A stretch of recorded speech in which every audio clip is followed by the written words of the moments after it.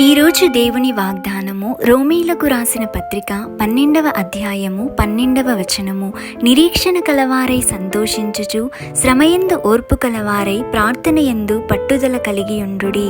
ప్రియమైన వారలారా, నిరీక్షణను మనము కలిగి ఉండాలి. అంటే ఉదాహరణకి బస్ స్టాండ్లో నిలబడి బస్ కోసం వెయిట్ చేస్తుంటాము. ఆ బస్సు మనకి కనిపించదు. ఆలస్యమైందనుకోండి, ట్రాఫిక్ జామ్ అయిందేమో, కాస్త ఆలస్యమైనా సరే బస్సు వస్తుంది అని ఎదురు చూస్తుంటాము కదా. అదే నిరీక్షణ. మన ప్రార్థనల విషయంలో కూడా అలాంటి నిరీక్షణను మనము కలిగి ఉండాలి. అనేక సందర్భాలలో మన పాపములు అడ్డుగా ఉండి ప్రార్థనలకు సమాధానం రాకుండా ఆలస్యం అయ్యేటట్లు చేస్తాయి. అలాంటప్పుడు మనలను మనము సరిచేసుకుంటూ ఆయన కృప కొరకు నిరీక్షణతో ఎదురు చూడాలి. ఎందుకంటే ఆ నిరీక్షణ నిన్ను సిగ్గుపరచనీయదు.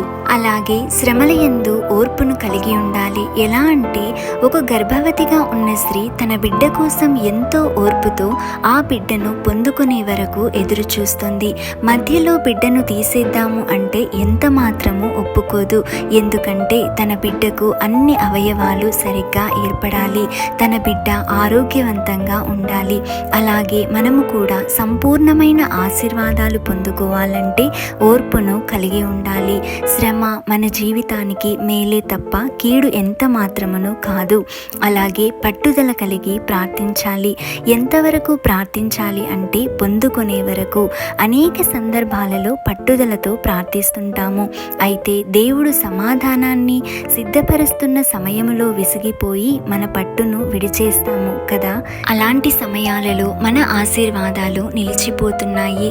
అయితే ఒక్కసారి మనల్ని మనము పరిశీలించుకుందాం. సమస్యలతో బాధపడుచు ఓర్పు లేని వారిగా ప్రార్థనకు దూరమైన స్థితిలో ఉన్నట్లయితే దేవుడు ఈ ఉదయకాల సమయంలో మనతోనే స్పష్టంగా చెబుతున్నారు. కాబట్టి మనందరము కూడా నిరీక్షణ కలిగి సంతోషించుచు శ్రమయందు ఓర్పుతో పట్టుదల కలిగి మేలులను పొందుకునే కృపను, ధన్యతను దేవుడు మనందరికీ అనుగ్రహించునుగాక. ఆమేన్.